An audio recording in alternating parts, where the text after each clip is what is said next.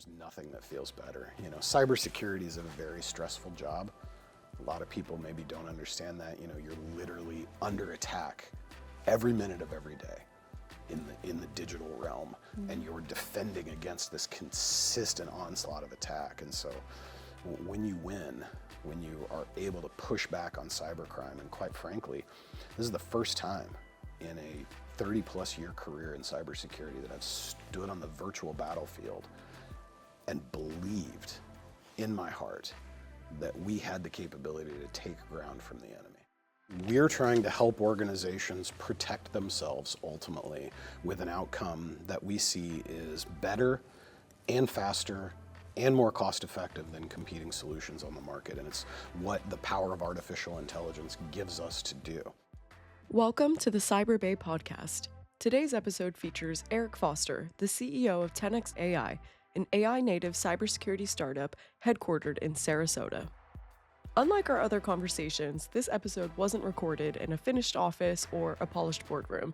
Instead, it took place inside of TENEX's future headquarters, which is still very much under construction.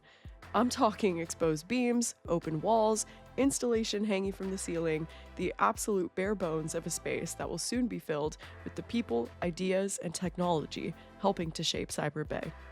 This setting gave our team some really cool creative freedom, and in many ways, it also felt like a physical reflection of what Eric is building, something ambitious that's growing quickly and quite literally taking shape in real time.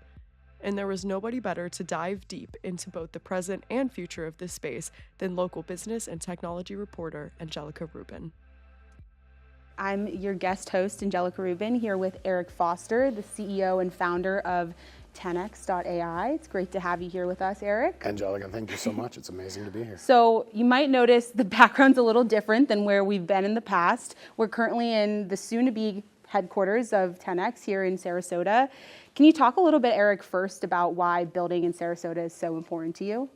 Well, I think your listeners don't underestimate the incredible power of CyberBay. Yeah. Obviously. We believe so much in the state of Florida. We believe so much in the Tampa Bay area. It's a phenomenal concentration of amazing people, but obviously for us, especially for a concentration of talent in cybersecurity and in artificial intelligence.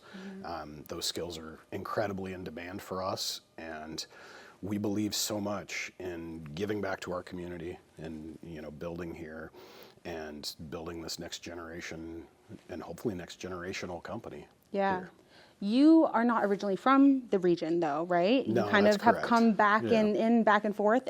Could you talk a little bit about the first kind of understandings you had of the Tampa Bay region? And obviously it's evolved so much. But yeah, I would love to know some of the roots of what you first understood of what this region is. Yeah, long story short, we've had a presence here for 15 years. I met my amazing wife in Kansas City. I'm an original Kansas City person, and she's a New Yorker.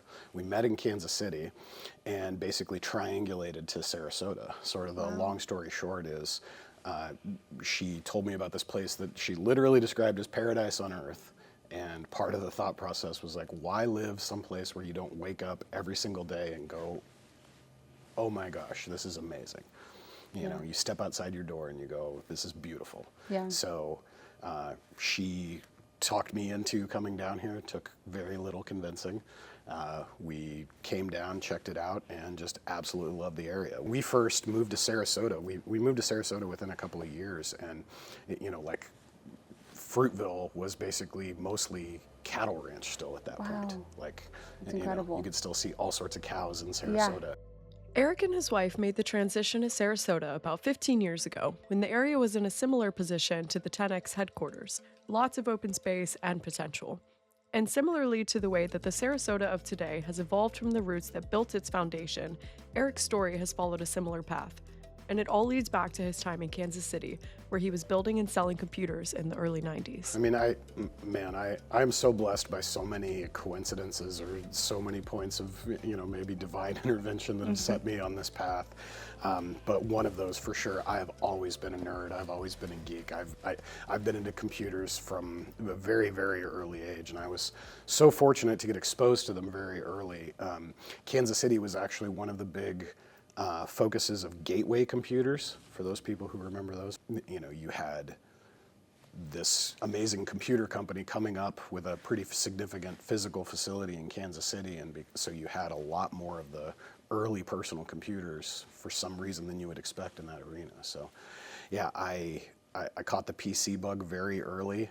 I think, like a lot of entrepreneurs, have been entrepreneurial my whole life. Hustling, looking for ways to make money, to do something interesting, and be heavily involved in something. So yeah, started my first business technically when I was still in high school. What was it? It was this company called Digitech. Okay. Just a name we came up with. Good friend of mine came up with, actually. And we started putting computers together for people. This was back in the days when it was, you didn't often go to a store and just, buy a pre-built computer. We were putting computers together in the early 90s. And then that transformed to doing web design in the very early days of the internet. And then that led me very quickly into cybersecurity. So basically now, 33 years later, have been trying to fight the good fight in cybersecurity through a long sort of career of trying to give good the advantage, as we like to say.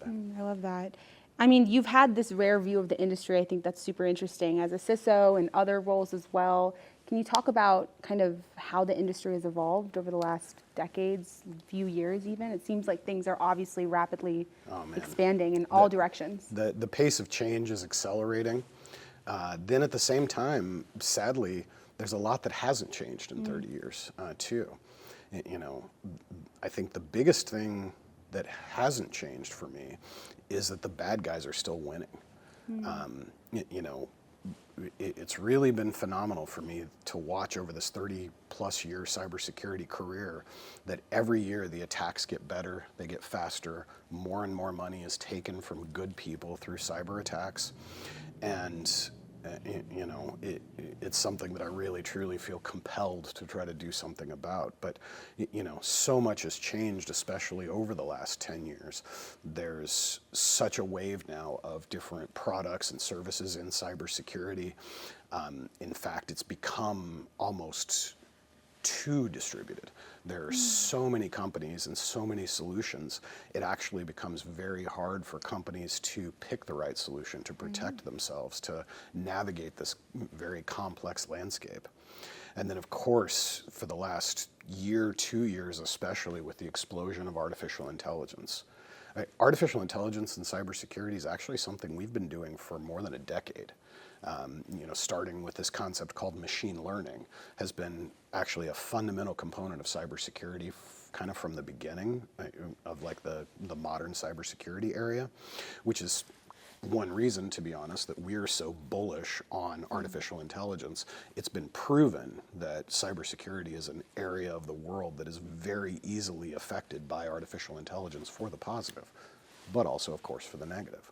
So, the pace of change in our industry in the last decade with the explosion of accelerated computing of artificial intelligence is driving a sea change of both defender capabilities and attacker capabilities. Yeah. Talk to me a little bit about the kind of foundations or early beginnings of TENEX. And I guess we can still say it's early beginnings because it's been a year. But yeah. I think the first time we officially were introduced was last January when you guys first emerged from stealth. Yeah. How long were things under the works before then? Yeah, I mean, this is the amazing thing of being able to build in this artificial intelligence area. We literally built the company in January. So, wow. Everything came out when we came out of stealth. We'd essentially put everything together right there in the month of January. And, came to market very, very quickly. And then have had, just an amazing, phenomenal, record-breaking year. Yeah. Just, we're recording this in, just literally days after finishing our first fiscal year in the market. We haven't even been a year since first revenue, which is usually the big milestone everybody measures you by. Yeah. First revenue, we came out of stealth in January, first revenue in March. So we haven't even crossed a year since first revenue. That's crazy. Why the name 10X? So it relates to, it was actually something that was in my culture deck for my previous company. That's the idea of a 10X developer. And what it means is the idea of an exponent, right? 10 times, 10X. And the general concept was that in any kind of creative work, or work where high intelligence, high creativity is important, and it especially came in play in software engineering, there was this idea of the 10X developer. And what that meant was that the best people in creative work, whether that's the best people in podcasting or the best people in software engineering, that the best of the best are truly 10X better. That one software engineer that's all world is better than 10 average software engineers. And so our fundamental idea of the company was every person we hire is a 10Xer. Not only are they at that top level of their game and their capabilities, but then artificial intelligence paired with the human gives us another exponent on top of that. So artificial intelligence, you hear this all the time about a 10X return, about a 10X improvement in priority. It's actually a, lovely little guerrilla marketing, at a event with Jensen and, from NVIDIA, and he's talking about everything, and I'm sitting there next to my general partner from Andreessen, and every time Jensen says 10X on stage, I get to hit him. And, literally after like the fifth time, he's cracking up because you've got, one of the most powerful people in artificial intelligence inadvertently saying your brand name on stage in front of an audience. That's incredible. So you mentioned a little bit earlier how there's so much noise in this space as well, right? For companies trying to figure out who's the best option for them when it comes to cybersecurity. Can you break down for people listening what 10X is doing specifically, what problem you guys are trying to solve, and why it's taken a full year to kind of explode? There's such a need for it. Oh, sure. So what we're trying to accomplish, we're trying to help organizations protect themselves ultimately with an outcome that we see is better and faster and more cost-effective than competing solutions on the market. And it's what the power of artificial intelligence gives us to do. The main offering that we bring to market is something that the industry calls managed detection and response, or MDR. Basically, to put it simply for everyone listening who might have different understandings of the industry, what we do is services. We're the people side of cybersecurity. We're not making the products, we're actually delivering the products outcomes. So when you come and buy anything in your life, you're usually not looking for that actual product. Mm-hmm. What you're looking for is, what can that product do for me? Mm-hmm. The classic example is, nobody actually buys a 1/4-inch drill bit. You don't wake up in the morning and go, oh man, I really want to own a 1/4-inch drill bit. Right. Why you bought a 1/4-inch drill bit is you want a 1/4-inch hole. Right. And so what we're selling is that outcome that somebody is actually looking for. We deliver it as a service, but we do it with a heavy, heavy use of artificial intelligence. And so what we're spearheading essentially is the enterprise adoption of artificial intelligence in cybersecurity. The category that a lot of people put us in, they call AI SOC. SOC being SOC, Security Operations Center. And what that means, and literally where we're sitting, will be one of our 2 showpiece security operations centers, a building facility that's staffed 24 hours a day with people who then in our world are managing a significant amount of digital labor to help protect and defend customers. I love it. It's an interesting thing that I see a lot in my day-to-day. There's so many people for AI, and obviously what it can do to help in businesses and in product market fit and all of these different areas. Mm-hmm. But there's also a lot of fear. For you, in your perspective, can you talk about how does AI change the work of a security professional now? And your experience founding and leading other companies in previous iterations and years, how have you seen that evolve since AI has been a part of cybersecurity for so long? Sure. Yeah, I could not be more positive on the future of artificial intelligence and, quite honestly, on the future of our economy, on the future of our country. I think all of these things come together, and I hope if people listening to this take nothing more away than this, I can offer you some hope around this. So, one of the classic things that a lot of people point to here with the explosion of artificial intelligence, they think, man, you're not going to need a software engineer anymore. You're not going to need a developer anymore, because an artificial intelligence is able to write code so much better than how a human used to do. I used to be a programmer. I came up in the programming world, and in fact, I started with something that was called assembly, which what that meant is I was actually writing machine bytecode before there were actual programming languages that looked like English. What I was doing was interacting with a computer literally almost at the zeros and ones level. It's not quite that bad, but it's much closer to that. Then came along these ideas of programming languages, and they came along this idea that it was an abstraction layer between you and the bytecode. Then came along scripting languages that were an abstraction layer to the compiled languages. English is just another abstraction layer to interacting with the computer the exact same way that we have been since the dawn of programming.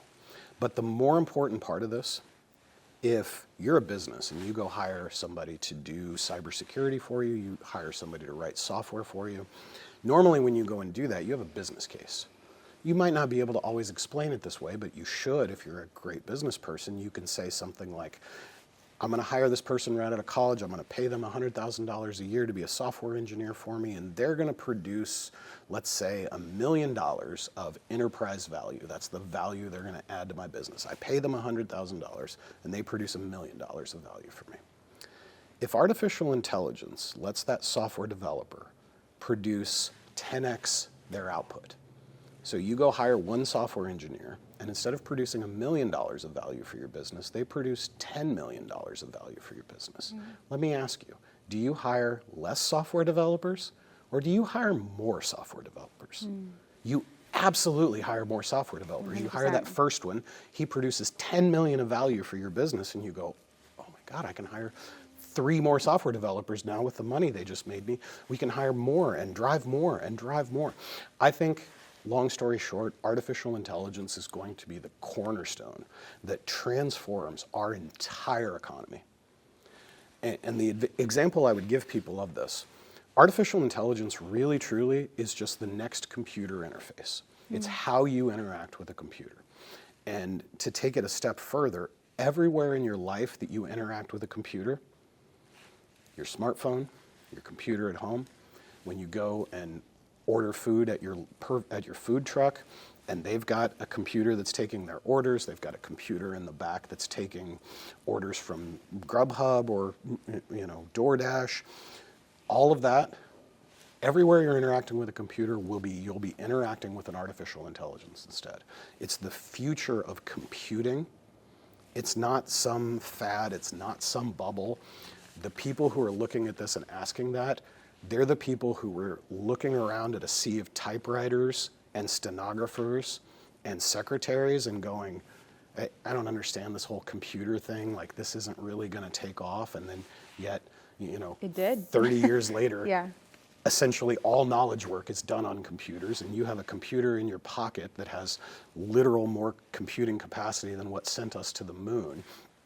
Artificial intelligence is going to be the same way. You'll know the artificial intelligence bubble is over when you walk up to your local food truck and they're using artificial intelligence to interact with you the same way they would use a computer. Yeah, thanks for breaking it down like that. It's a great way to understand it. We've talked a couple times now about how your guys' growth has been astronomical because of where you guys utilize AI, because of the way that you guys are, I think, marketing yourself and branding yourself as well. Highlights and asking for highlights is such a vague question, but I'd love if maybe you could talk about like some specifics on what the last year has looked like for you guys and some big milestones you guys have hit. Sure. Yeah. I got to tell you, it is the golden age, in my opinion, to build and start a company. And, I know you have a lot of entrepreneurs and entrepreneurial people that are listening to your show. Obviously, I'm one of them, but I got to tell you, if you're listening to this and you're even remotely thinking about this, there's maybe been no better time in human history to start a business. And I will tell you just what we've accomplished to give you an idea of the possible. So now, I will also say this is one of those overnight sensations that's 33 years in the making. All of this comes from a lifetime of hard-fought experience of building and helping to build companies, of getting to work for some great people and some great entrepreneurs, learning a tremendous amount from a tremendous amount of mentors. I wouldn't be here. I literally wouldn't be sitting here without the great leadership of some of the great people who've influenced me over my career. But that said, by culminating all of that together, we were able to architect this company, to build this solution, to bring it to market. And in literally 1 year in business, we've managed to close what I think is generally seen as a pretty strong record for our industry. It's not, maybe the fastest growing company of all time, but we did $22.5 million in revenue in 10 months in the market, since first revenue essentially. And that's real revenue, closed contracts, actual contracts under revenue in 10 months in the market. And that's only possible because of having the right team, having the right product, being in the right place at the right time. And one of the big components of that, quite frankly, is we're targeting an industry that's filled with unpopular incumbents, and we're bringing a solution that everybody's curious about. And, when you put those two things together as an entrepreneur, it's absolute magic. They're the sort of cliche startup, there has to be a better way infomercial approach. And when you bring that better solution to market, and in our case, something that's not only provably better, but faster and more cost effective than every other way to do it, it just becomes a natural sort of flywheel. Yeah. So we've built an amazing company, we've got an amazing team, we've got an amazing product. I think we just crossed 76 employees in the first year here. I think we'll be maybe up to 100 by the time this airs. We're moving that quickly. Our plan this year, I think we're going to end the year close to 300 employees. Eric may be building TENEX's headquarters in Sarasota, but he's thinking globally. TENEX already operates in Kansas City and Silicon Valley, with 2 more U.S. offices coming this year in the Southwest and the Northeast. And beyond that, the company is already exploring expansion into Europe and the Middle East, a sign that what's being built here is meant to travel far beyond CyberBay. And like most good leaders and entrepreneurs, Eric understands that growth at that scale requires more than just ambition. It's an incredible time for you guys. And a big part of that, I think, too, is funding and raising money. And I think that's an interesting topic for founders in the Tampa Bay region. There's a lot of talk about, yes, it's great to be here, it's great to build here, but sometimes there's this lack of VC money that kind of gets floated around as a concept of how do we fix that, right? How do we bring more dollars to this region specifically? Sure. I'm interested in knowing for you and your past experience, that's been a little bit of a different journey for some other reasons. And you guys have had some success with some pretty big investors such as A160, which I think you brought up earlier.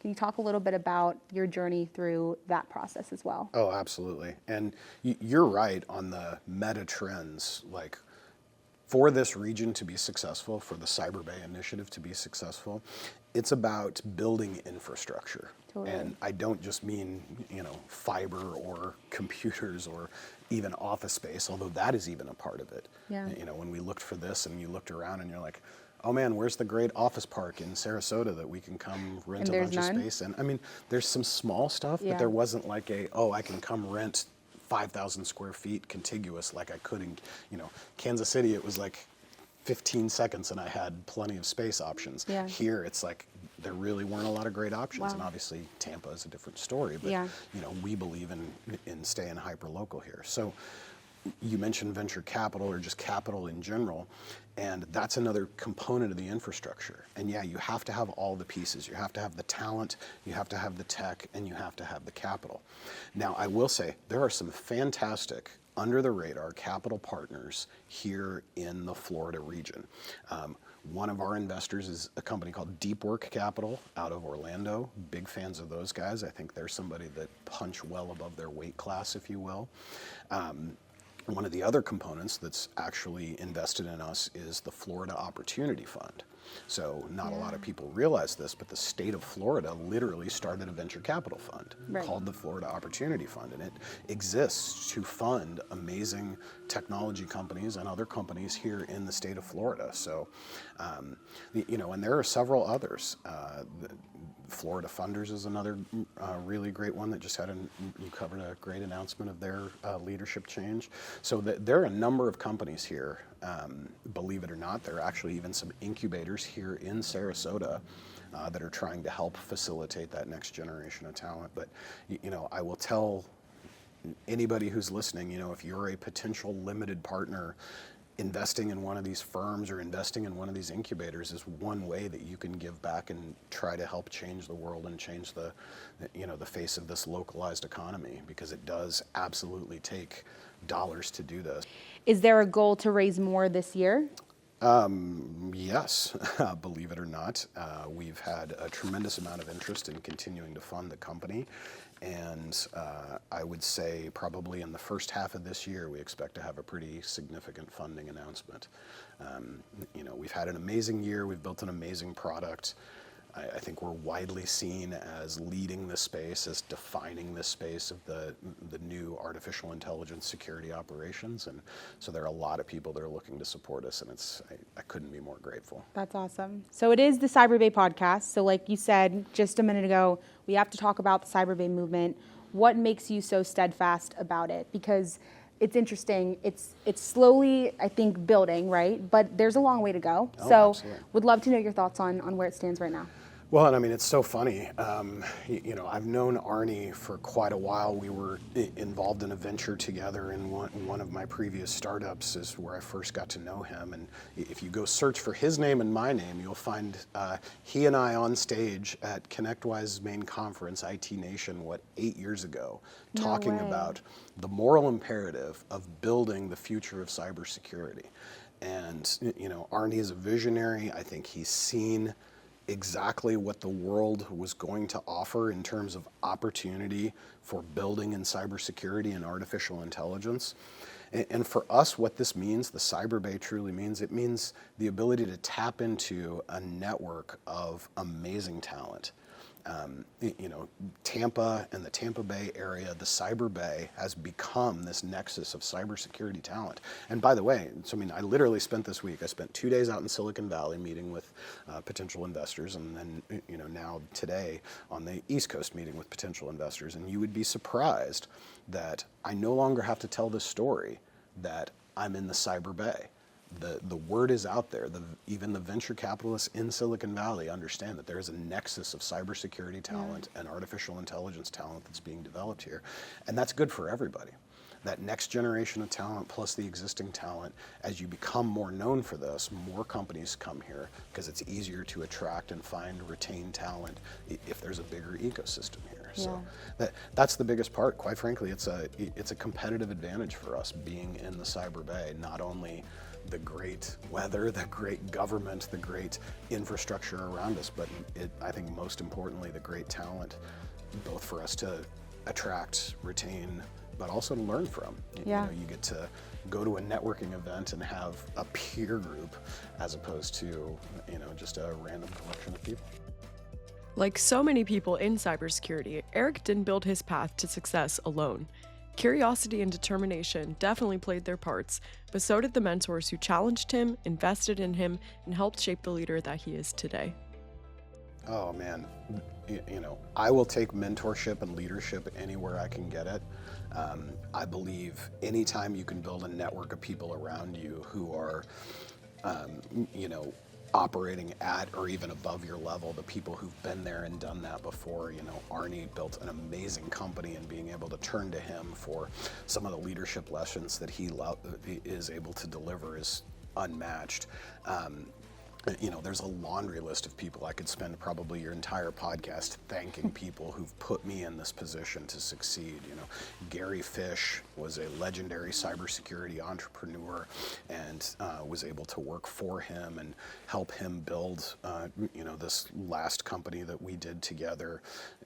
Not just Gary and I, obviously a huge team of people and an amazing organization that we were able to put together, because it is all about the team. It's, it's never a one-person job. It's never a one-person initiative. But, obviously Gary would come to mind as one of the most influential people in the latter part of my career. But man, there have been so many that have an impact, and I just so strongly encourage anybody listening to this, because again, I know there are a wide variety of skills, but seek out mentors, seek out networks, find your tribe. They're out there. They really, truly are. And more often than not, just being willing and able to engage and ask for help, you'd be surprised how far that gets you in life. I was going to ask you next, kind of for founders out there building, listening right now, like what are some of your biggest pieces of advice? And that kind of seems like one of them. But interested in knowing any other kind of things that you think are most important for people to think about. Most important right now is becoming AI native. And if you don't understand what I mean by this term, I like to say, using artificial intelligence should be as natural to you as using your native language. Like, you should be all in on this technology, on the ability that it has to unlock massive productivity for you. And it's maybe the most important and one of the most in-demand skills right now. And one of the great parts of this is not I have to go and study this for 4 years. It's hugely unlocked. You can literally take $20 a month into one of the better AI models and ask it to teach you how to better use artificial intelligence, and you've got an interactive teacher right there. So that's one of the most important things. I think, the other piece for somebody who's thinking about starting a company, I would honestly just tell you to go do it. There is no better time in history. There is no better circumstance where you need less capital, you need less support.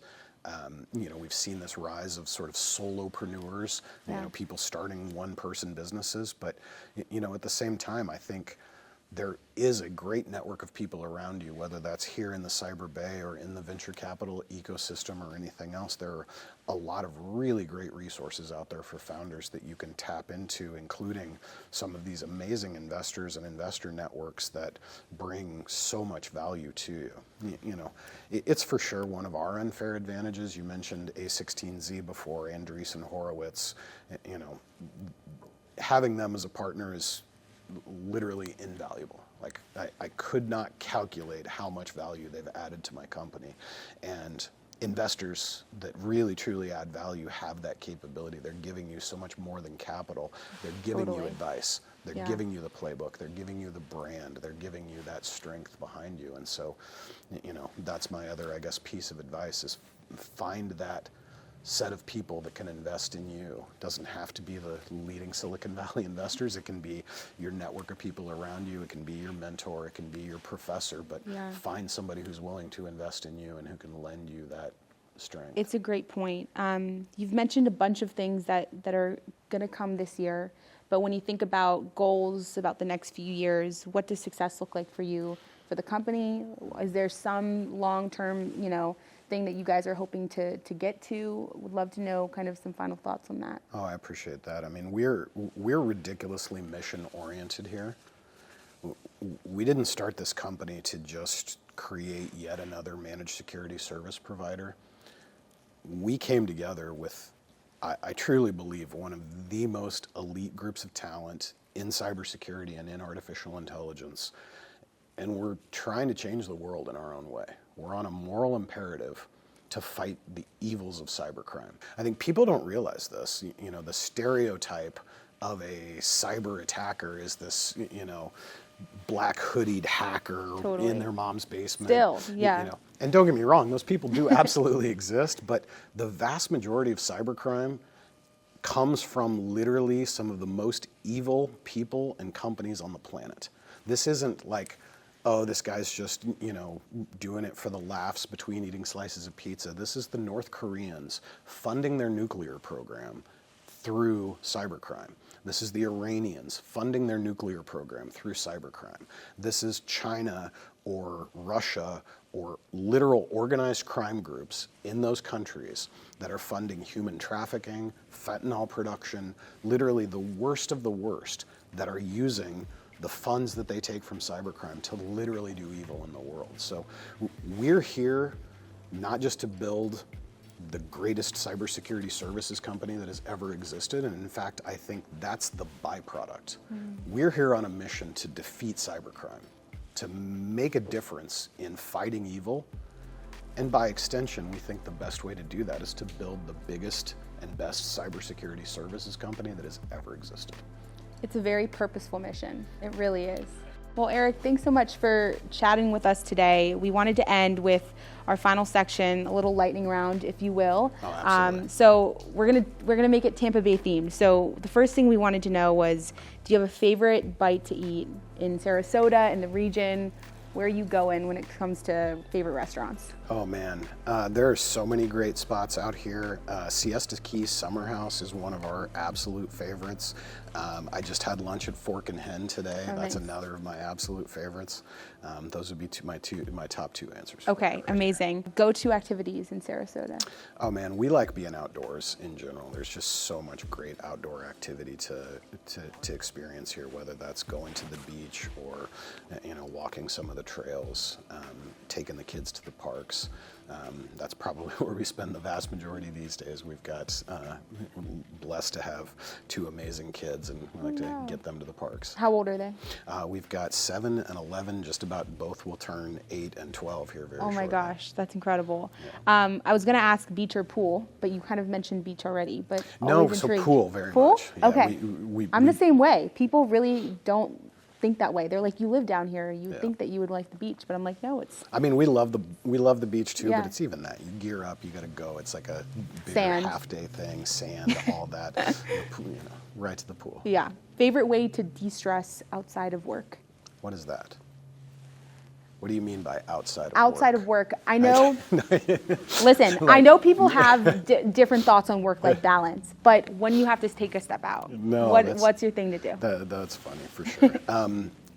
Quite honestly, for me, it's trying to balance this concept, but I don't believe there is this concept of balance. It's all about holistic. Like, instead of, to me, work-life balance implies that, like, this part of my life is work and this part of my life is life. And it's like, no, this is my life. So I actually pull my family into my business, and I bring my business into my family. And, we talk about what's going on here. I bring them on work trips when I can, like other things like that. So the little bit of de-stressing I do, I'm a big car guy.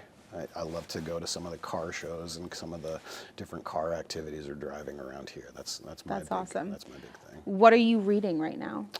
Oh man, I'm reading a lot of Claude prompts these days, but man, the last really great book that I read, I like to balance fiction too into, as you mentioned, one of the ways to de-stress. I'm actually going back through Asimov's whole collection. So I bought a whole series, it's 18 books or something. That's basically his iRobot and Foundation series, and I'm going through those in part for the very obvious applicability, because these days we're living in the realization of a lot of these science fiction dreams. Totally. What are you listening to? I listen to a lot of Spotify, so I listen to a lot of just random things. The thing that has been on shuffle for me consistently, though, is the F1 soundtrack. So again, big car guy, big fan. Hans Zimmer did the score, and it's a really great soundtrack of both two CD. If you remember what CDs are. I do. Thank you. These, but the first disc is pop music from the movie, and then the second disc is the beautiful Zimmerman score, and it's absolutely fantastic. It's nominated for a lot of Oscars too. And they did a great job with that movie and the score as well. That's awesome. Best part of the job for you? Oh man, honestly, every part of it, but really, truly, the best part is when you get that vote of confidence or thanks from a customer that you've made a difference for them, which these days is just coming more and more frequently, where either you found something that they knew that their previous provider wouldn't find or that they wouldn't have found without you, or you're able to actively stop an attack. There's nothing that feels better. Cybersecurity is a very stressful job. A lot of people maybe don't understand that. You're literally under attack every minute of every day in the digital realm, and you're defending against this consistent onslaught of attack. And so when you win, when you are able to push back on cybercrime, and quite frankly, this is the first time in a 30-plus year career in cybersecurity that I've stood on the virtual battlefield and believed in my heart that we had the capability to take ground from the enemy. And doing that every single day is what keeps me going. That's awesome. I think that's all we had. Amazing. Thanks so Thank you much, so Eric. much. This was great. Amazing. I learned so much more about you guys, which is surprising because I feel like there's already so much that's out there, but it's awesome to know the roots and the beginnings and all that. So grateful for you guys and everything you're doing. Yeah, I think this I know. We'll podcast have is amazing, and this initiative is amazing. And we'll have to connect later in the year when for things sure. start rolling out. Let me show you around. Yeah, that'd be great. Thank you for listening to this episode of the CyberBay Podcast, produced by Serena Gandy and powered by Cyber Florida. Find us on social media at CyberBay Pod to stay up to date on all the behind-the-scenes action. And be sure to visit cyberbay.org to get your ticket for the 2026 CyberBay Summit. See you again next time.